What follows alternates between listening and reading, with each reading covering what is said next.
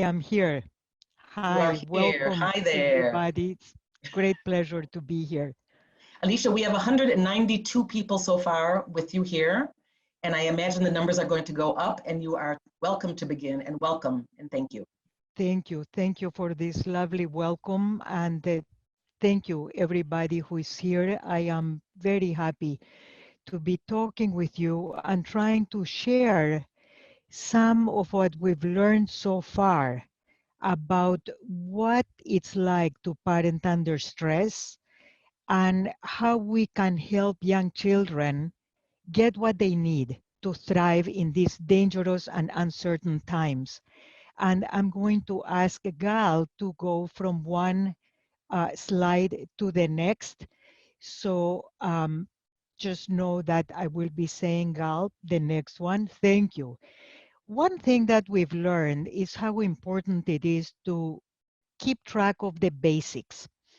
I think one of the things that stress does to us is that it discombobulates our thinking, and having a conceptual frame that we can return to for guidance as a North Star has been very helpful to us in retaining a sense of purpose and clarity and mindfulness as we work with parents and children who are traumatized and who are doubly traumatized by the current stresses of COVID-19.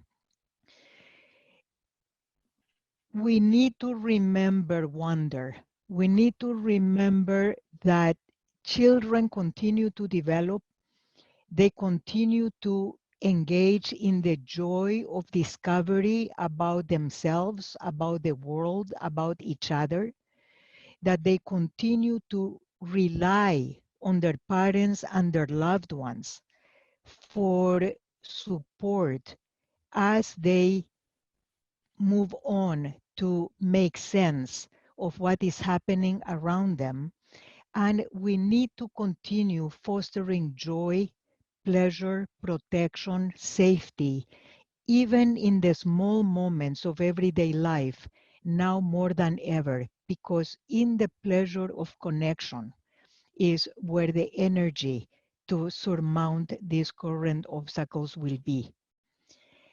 In the next slide, we're going to see that along with the wonder, the previous one, please, the along with with the wonder, we continue to have the normative anxieties that begin in the first 5 years of life and continue to be our lifelong faithful companions into our old age.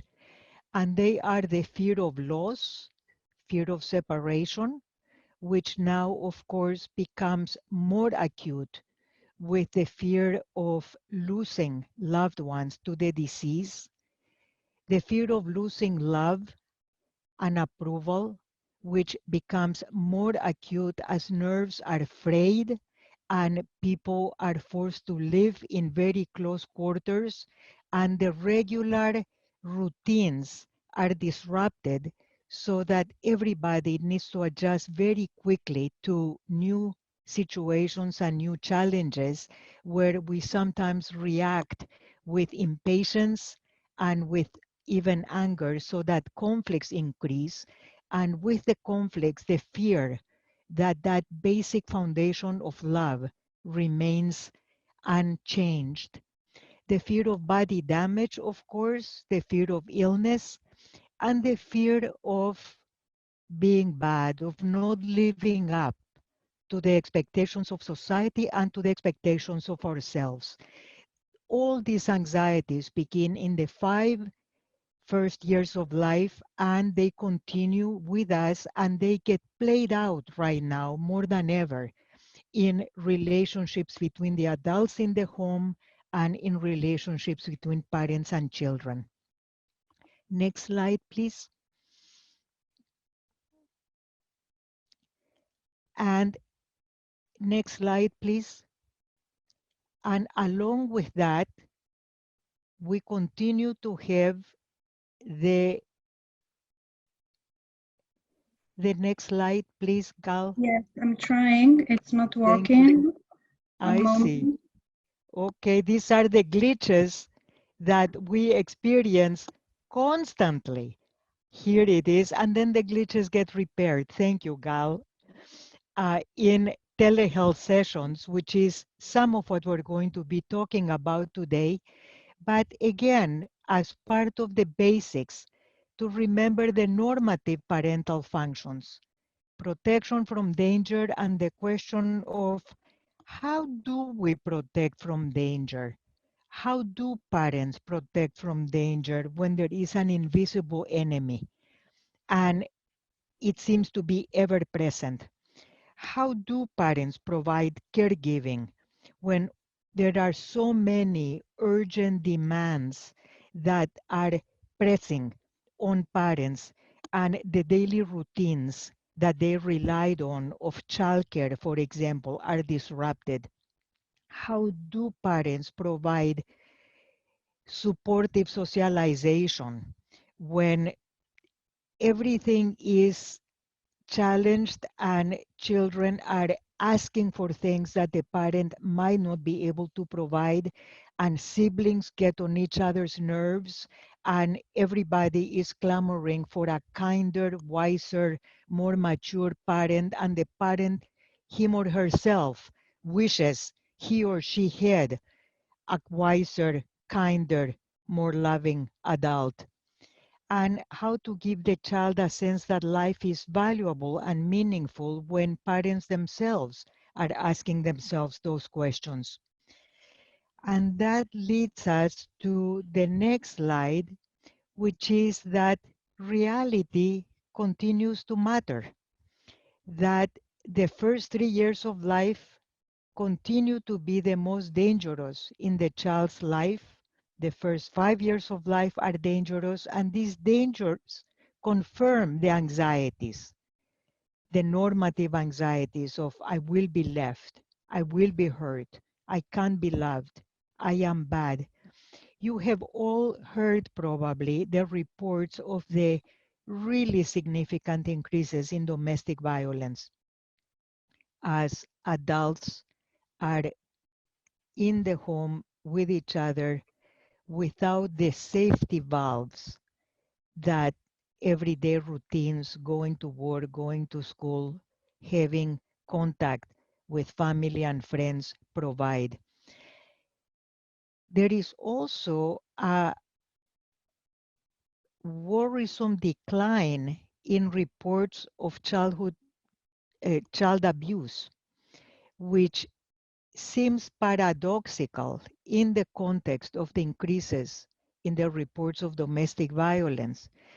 But from many child protective services, both in the Bay Area and around the country, we are hearing that the reports of child abuse have declined, and there is a concomitant worry that this is because children are not seen.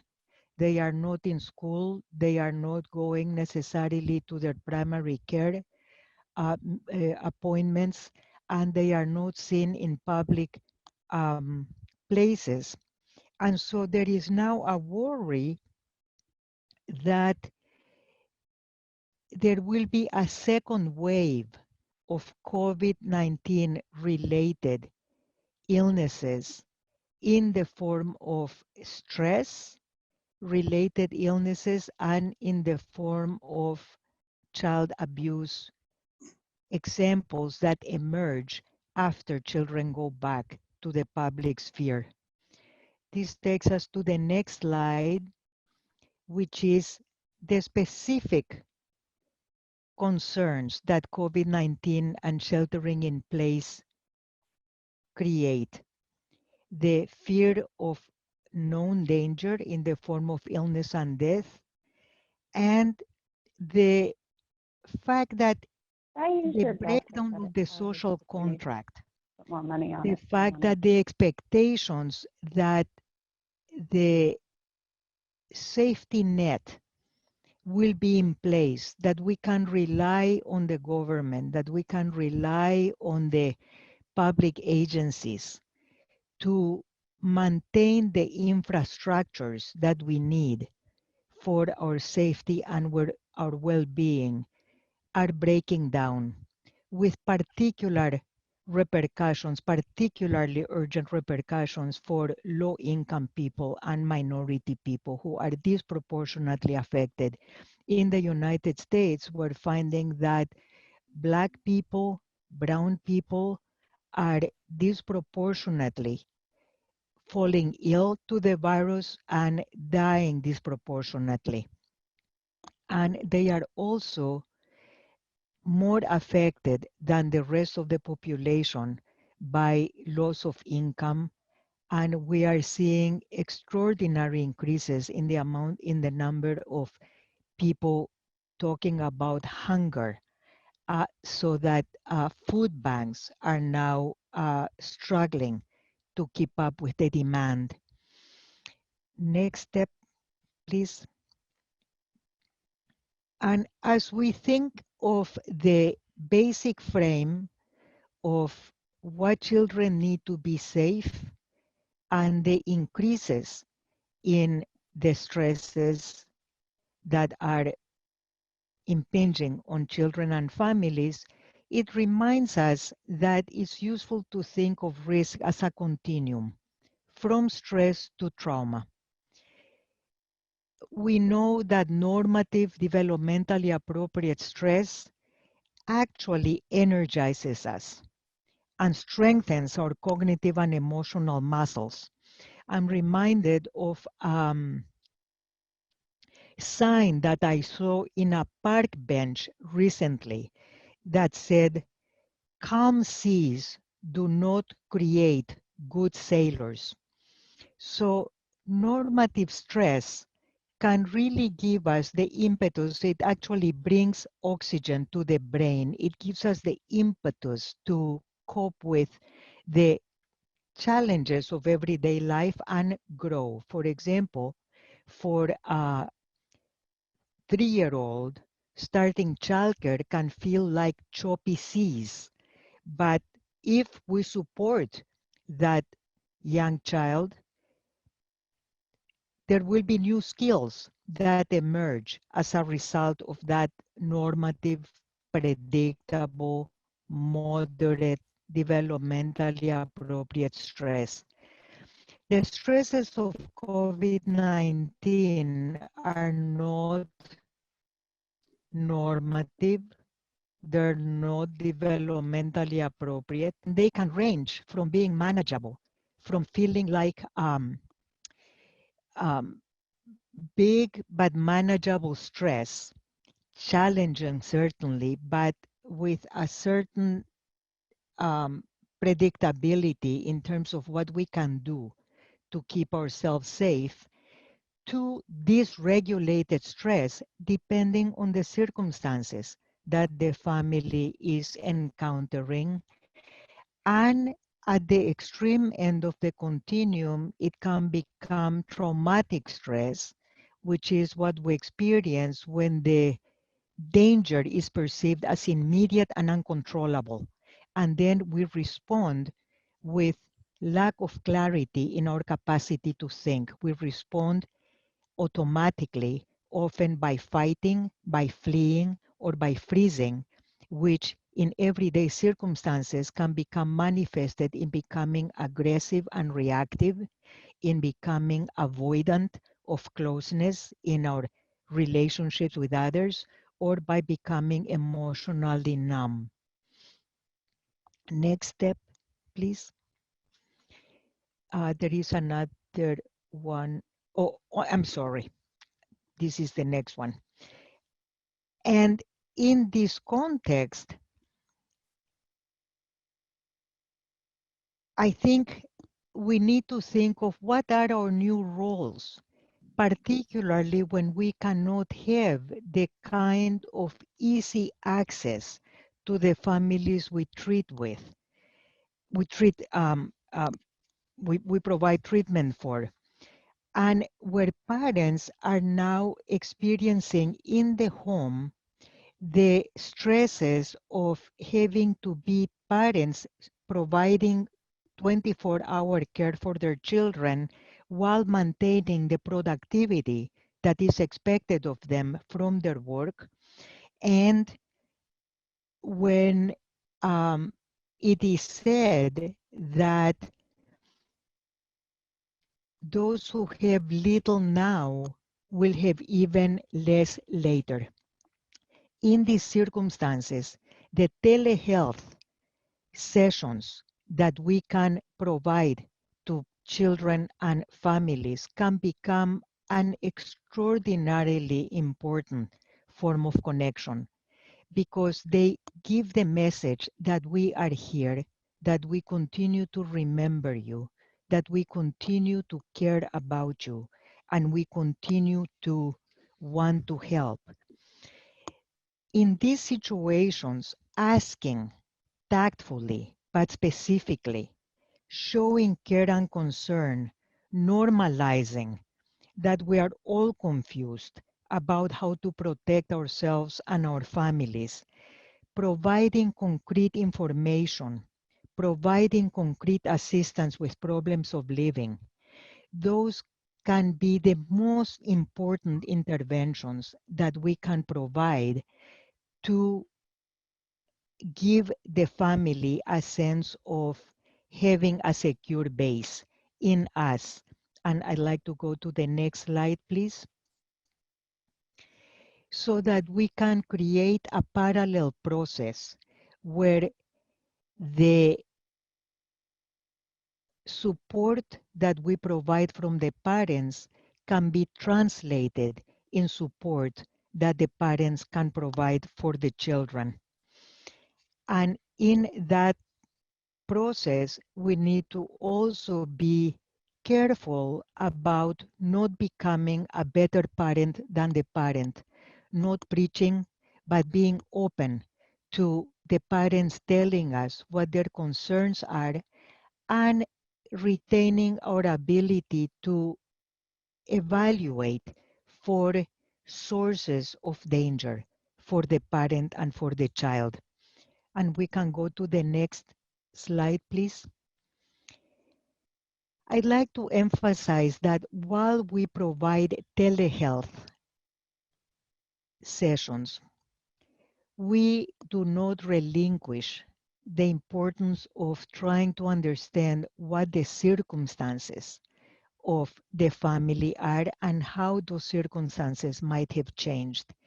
And particularly because of the increase in reports of domestic violence, I think we need to keep in mind both the threats to the physical safety from interpersonal relationships and the threat to the physical safety from having to abide by the new standards for washing hands, staying at home, maintaining hygiene, which can be quite difficult for families who are, for example, living in um, unstable housing conditions, in crowded conditions. And here, I talked about the choppy seas that a 3-year-old might encounter going to preschool. Well, choppy seas can become quite dangerous seas. For example, the wave on the left can be an exciting challenge for an experienced surfer, but lethal for an average swimmer. And the wave on the right can be an exciting challenge for an average swimmer, but lethal for a young child. And this reminds us of the basic principle in trauma-informed care that a particular event can be traumatic for one person, but not for another, depending on their capacities to respond to danger. Similarly, I think COVID-19 can feel like a manageable wave for some, but like a total tsunami when it is compounded by unemployment, low income, food insufficiency, lack of access to medical care, And these conditions can create a very unpredictable sea of fear and despair that can overpower anybody. And as healthcare providers, we need to be able to ask, again, in tactful but concrete ways, about the circumstances of the family, how have they changed, and then use the answers to create a realistic intervention plan. The next slide, please. The other principle, as we remember the basics, is that the past is never dead. It's not even past, as William Faulkner said, and that we need to continue to link reality, emotions, and behavior by remembering everything we know about the families that we're working with. Because we bring all of who we are to a particular present trauma, including what happened to us as we were growing up. Trauma is a lot like asthma. Current exposure triggers reminders of past exposure and leads to an increase in symptoms. We can think of it as a triangle that links our adverse childhood experiences, the so-called ACEs that happen to us, with our current distress. And as many of you know, many of the leading causes of mortality and morbidity have their origin in things that happened to us when we were growing up in a cumulative way.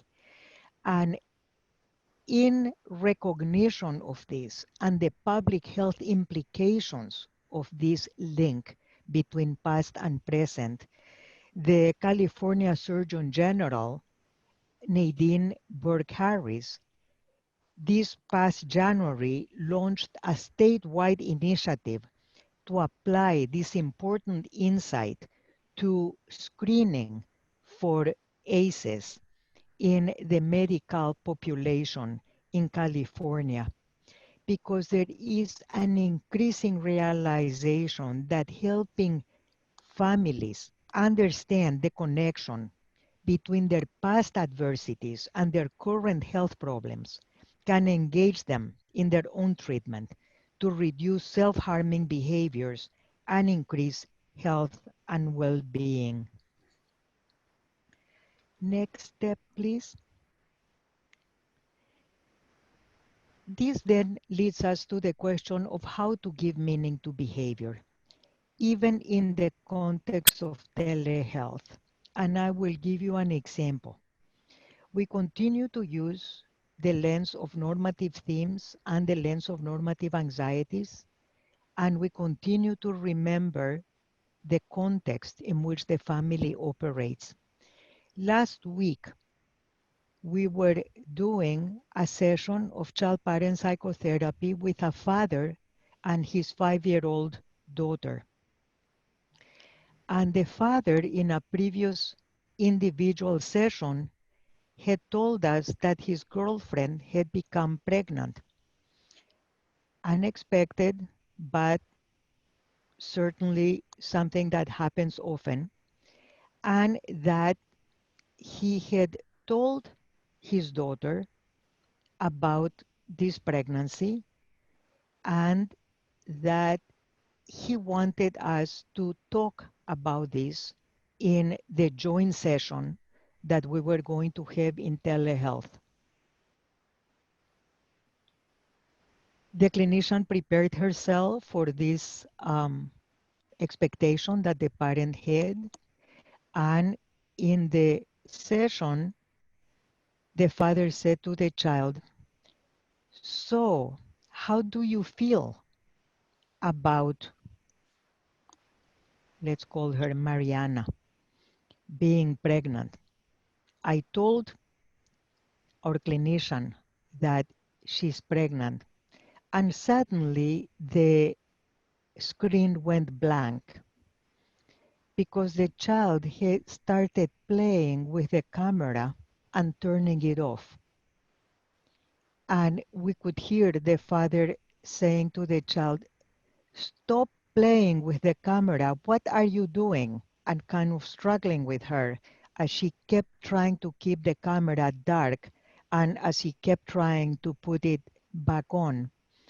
And the clinician said,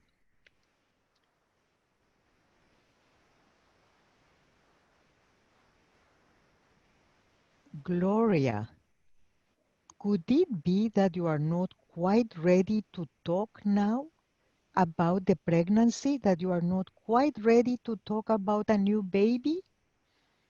And Gloria said, can we play now?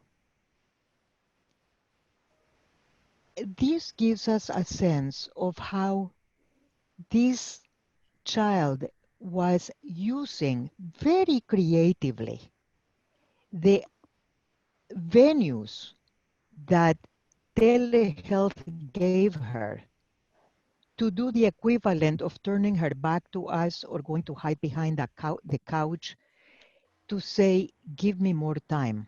I am not quite ready. I need to process this myself. And as the clinician asked Gloria, the father realized that this was his agenda and the session moved towards playing.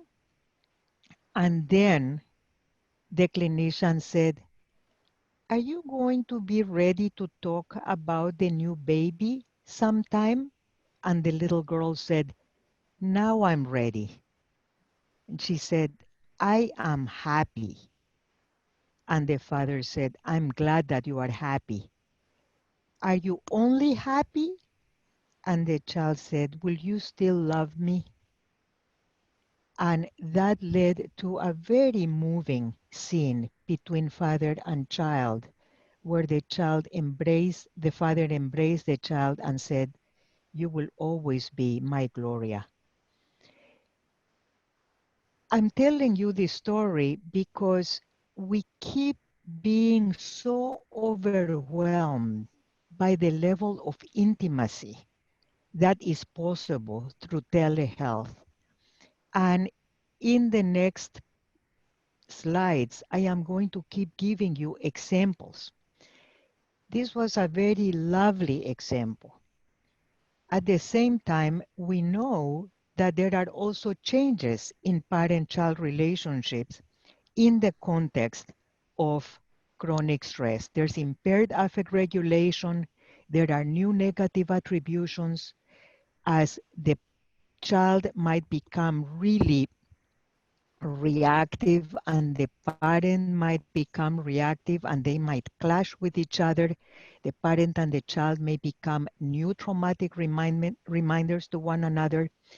And in another session that we had about 2 weeks ago, a 4-year-old, whom we'll call Kayvon, started jumping on his mother's back and pummeling her. And she became very upset and said, stop hurting me. And he kept pummeling her and jumping on her back. And the clinician said, this was all in camera. And the clinician said, Kayvon, your body is all jumpy and you are hitting your mom, even though your mom is telling you that you are hurting her. What's happening to you? And Kayvon said, George hit my mom. Here was a real life in-camera disclosure of domestic violence that, of course, took the clinician completely by surprise, took the mother completely by surprise, and she froze. And the clinician remembered, after taking a little time to get herself centered, she remembered pay attention simultaneously to what the parent might be experiencing and to what the child might be experiencing. And she said, Now I understand. You are showing us maybe what you saw. And then she turned to the mother and said, could that be true? And the mother said, yes. George came and we started fighting and he did hit me. And then turned to George and said, and I hit him back and I shouldn't have hit him back. And George said, yes, you should hit him back. He's bad, he's bad, he's bad.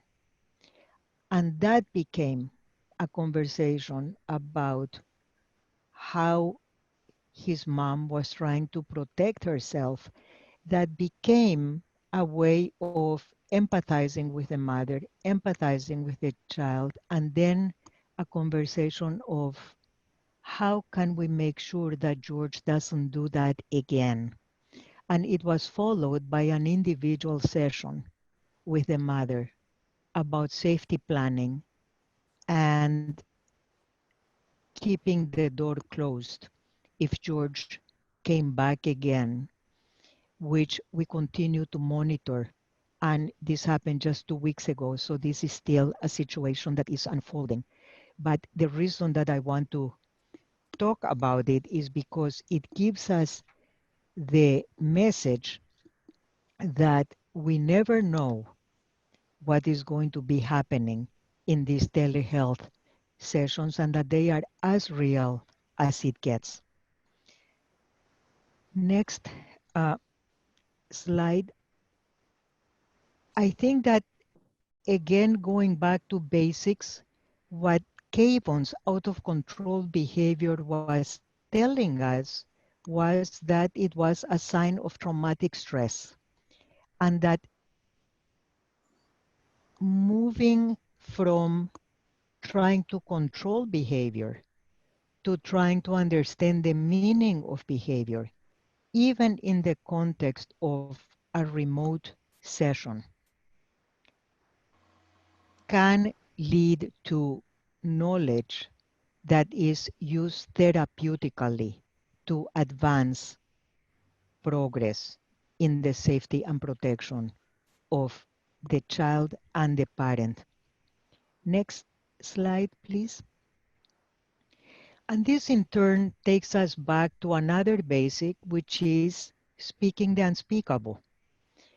And a reminder of what does speaking the unspeakable mean in the context of child-parent psychotherapy, but also in the context of clinical work generally, which is creating a safe and respectful space to address events that are frightening, that are shameful, but they are consciously known and remembered and acknowledged.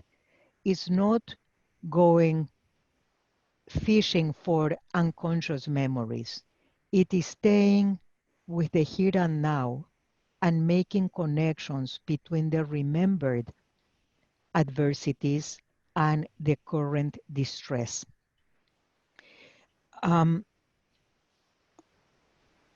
Another example of speaking the unspeakable, Kavon brought it through the language in behavior of a 4-year-old. Another example that we recently had is a mother who, in an individual session, told us that she was having suicidal ideation because her children had been removed from her and she was now unable to see them personally in regular visits. She could only see them through telehealth, which is, of course, the new way that Child Protective Services is implementing visits between parents and children. And the children were feeling very dysregulated during the visits, and she felt very helpless about her ability to contain them, to convey her love for them. And going back to the idea of assessing, the clinician immediately turned to a systematic assessing for the immediacy of the risk by conducting a suicidal evaluation on telehealth. Fortunately, this was a mom that was very conscious of the need to protect herself, of her importance to the children, and the safety plan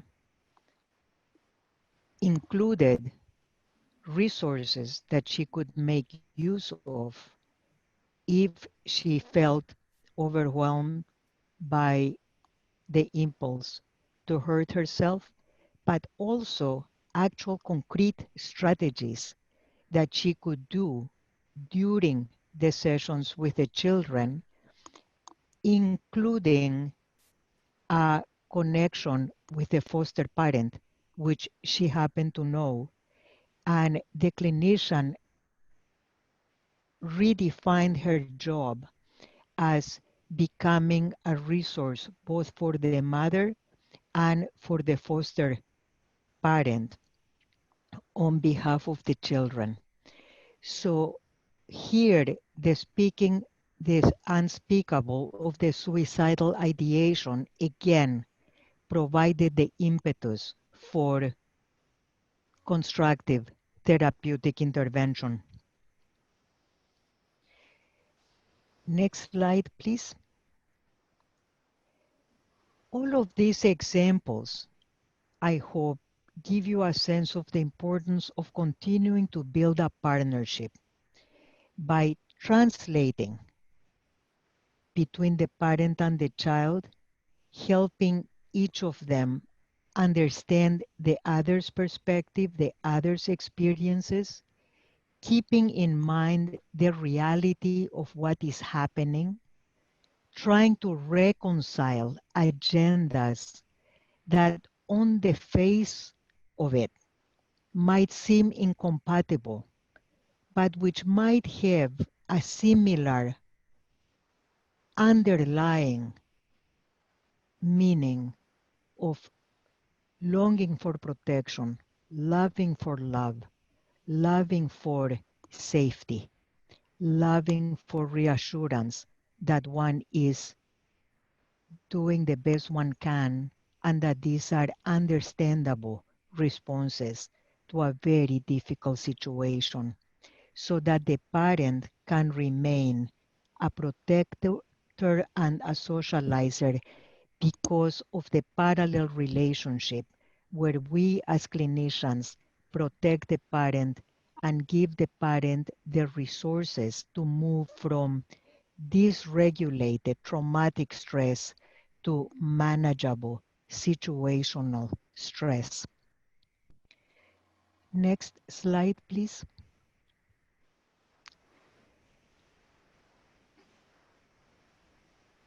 Conflict, like stress, is ever present, and now more than ever, when we are more easily triggered, the importance of repair cannot be overstated. The idea of making up after a fight, the idea of looking for safety, I think that the examples that I gave of Kevon jumping on his mother's back and pummeling her, and her being annoyed by him, and then the two of them coming together around the issue of how both of them needed to be protected so that they could repair the rupture in the relationship that happened at the moment. The rupture um, in the um, another example that I have is of a child who kept enacting on camera his fear of dying by lying down on the floor and saying, I got the virus and I died. And his mother would become very, very, very dysregulated. And the clinician said to the mother, what do you think he might be trying to tell us? And the mother said to the child, Ryan, are you scared of dying? And he said, yes. And she realized that he was not just trying to annoy her, that he was trying to convey an urgent question to her. Will I die? And she said, I'm scared of dying. I'm scared of your dying. And that is why we are washing hands and we're staying home and we're doing all these things that we're doing so that we don't get sick. And then the clinician said, and children very, very seldom get sick, almost never get sick. And Ryan said, really? And the mother said, really? Oh, said Ryan. And in following sessions, the mother told us that the enactment of Ryan's fear of dying had almost disappeared. So here there was also a repair in the moment through understanding the reasons that the mom was triggered, that the child was triggered, and a reconciliation. The next slide, please. Alicia, I'm going to give you a 5-minute, Great, thank 5 you. more minutes, and then we'll leave some time for questions. Yes, thank you. Thanks. A very primary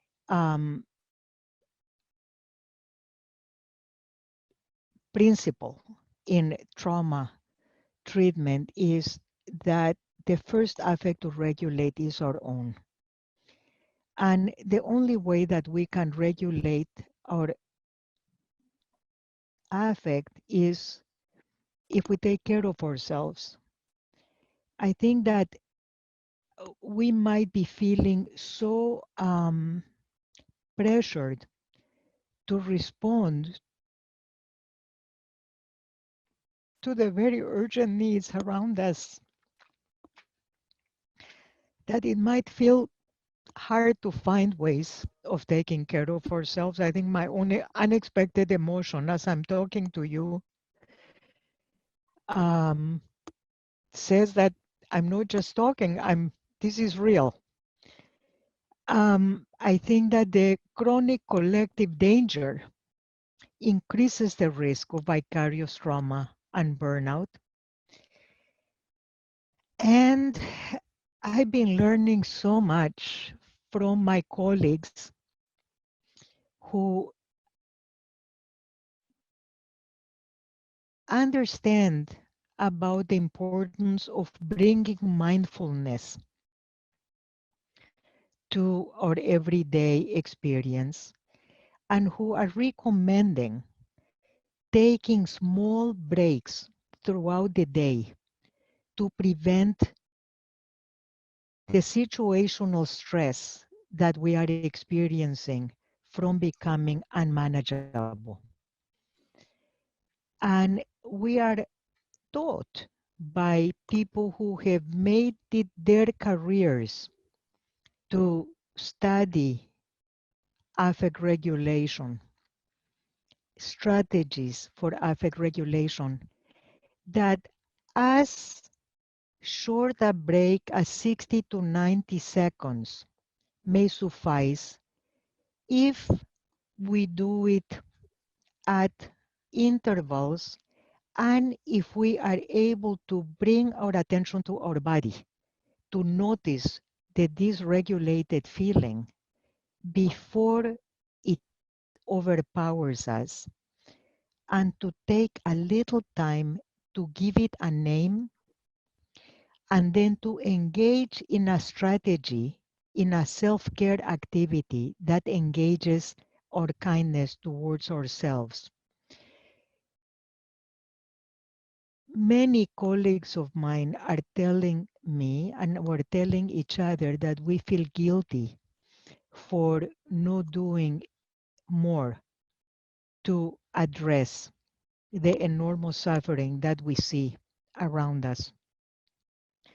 And we are taught by our mentors to tell ourselves that we're doing the best that we can and that we are relying on each other to create a tipping point towards goodness, where we're part of a workforce that is working together and where each of us has our part within the constraints and limitations that we have, that we are good enough as we are, and that we continue doing the work that we can. That in those 60 to 90 seconds, we can repeat a favorite mantra. One of mine is, you are not expected to complete the work, but neither are you allowed to refrain from it, which is from the Talmud. Many of us can go back to our spiritual traditions for sources of wisdom, say a quick prayer, go for a little walk around the room in between sessions, looking at the picture of somebody we love, exchange a few words with somebody that we trust. Anything will do, depending on who we are, what the setting is, what our frame of mind is at the moment.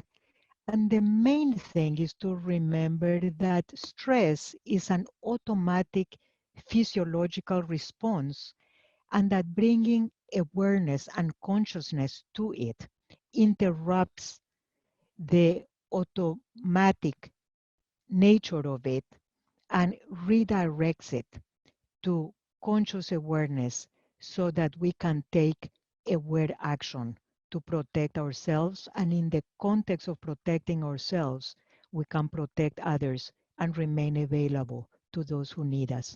Thank you very much.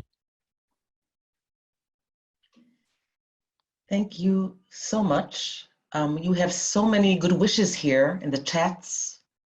I'll read you a few of them. Okay, somebody wrote that she's so appreciative of your heart and mind. Thank you for talking about this from such a personal perspective. You're such a beautiful human, teacher, and caregiver, Alicia. Thank you for all that you do and give. Love this, we are good enough as we are. Sharing your knowledge and heart and compassion have lifted my spirits. Thank you so much. Thank you. Thank you for sharing your wise words and humanity, and so on and so forth. That's what we're getting in the chats here. So thank you so much. Thank you so much. Thank you. It's a privilege to be talking with you. Now I want to ask if anybody would like to write a question for Alicia in the chat. We will make sure that she gets this whole chat to her, onto her afterwards with all of your good wishes also. Okay, so here we have one question from Jordan. If you have any recommendations about managing issues with self-harm and cutting via teletherapy. And she's talking about an adolescent young lady, 17 years old. It's interesting. Thank you so much for asking this question. I am not an expert in adolescents, and we are taught not to practice beyond the scope of our competence, right? That is one of the basics also. But from my colleagues that talk about who are experts in adolescence, I understand that the DPT principles of acceptance and containing and self-care work well with adolescents, and that the question again, and again, I am not an expert. I am just giving you the basics that I've learned. And I think a lot depends on that big wave that I was talking about before. Who is this adolescent? What do you know about her, let's say? And what are the sources of support that this child might have that can be brought to bear, but also bringing awareness to when does it happen, what triggers it, and can she catch herself right before she does it and do something that is going to change her internal frame from the impulse to cut to another activity that will protect her. One example that I just heard about recently in talking with a colleague was that um, an adolescent was very, very lethargic during a telehealth session, and the clinician became very worried about had she overdosed on something, and asked to speak with the parents who were in the home. And the parents said, no, she just goes to bed very late and then she gets up very early. And the clinician said, could you please go to her room or look around and see whether there is anything that worries you? And they went to her room and they found pills with an open bottle that she had taken, so that they immediately called 911 and she was essentially saved. And I think that this gives you an example of how on a clinician might have to be during a session to think on her toes about alternatives to safety that can be mobilized in the moment.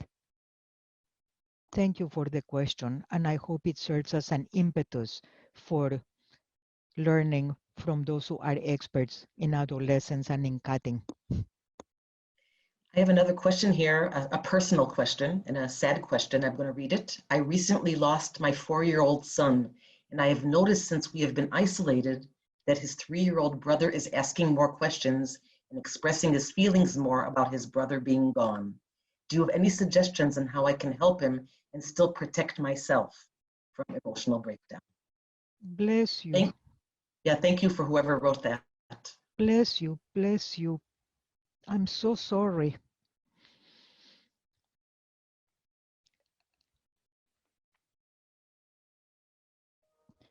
I think your 3-year-old, and I just want to say I was in that situation myself as a young child. And so I'm speaking to you from the perspective of what I learned.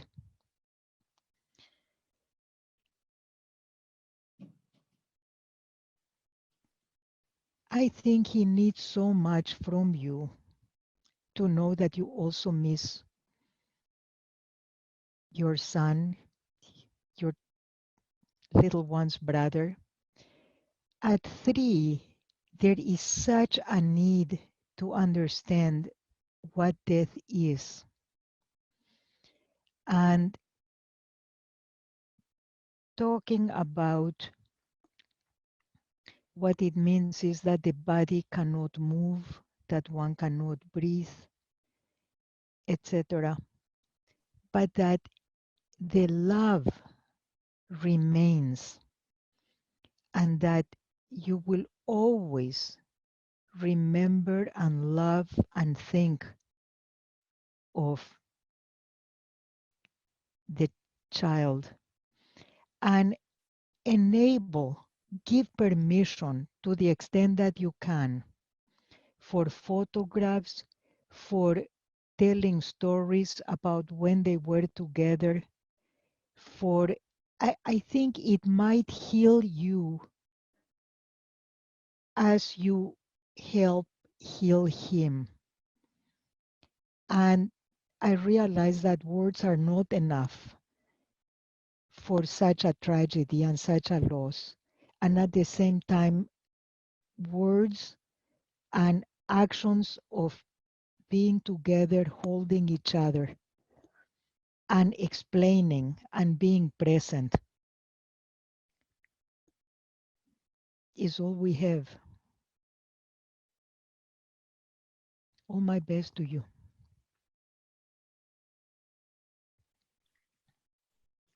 Thank you. I'm going to have one more question. Whoever, I just want to say, I see that everybody is very moved here when whoever has the pictures on, the video on. Jordan Westbrook has raised her hand. I don't see her on the screen, but if you want to open your mic and ask a question.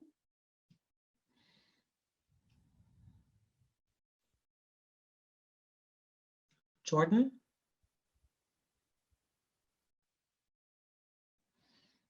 Okay, I see that will not work. Okay, does anybody else want to open their mic and say something or write something? Jordan did write, I see here that she was the one that wrote about the 17-year-old girl. Am I right about that? Yes. Okay, so she added about what you wrote about the cutting, that she's been working on goal setting and problem solving along with following her safety plan. And that she also encouraged the mom to limit access to lethal means and limit access to her meds. So there's a response to your first question. Okay, whoever is interested in CEUs, please stay on. Don't go yet. Okay, Haruv USA will talk about that. But before then, Alicia, this was a very moving and very helpful session. I think I speak for everybody pretty much when I say that. You have people, whoever is clapping their hands in their pictures. Thank you so much for coming and being with us here. And we wish you great health. Thank you. Safety. I wish great health to all of you. Thank you, Paula, always for your partnership. Having this connection is very meaningful to me. Yes, Thank you all. Be well.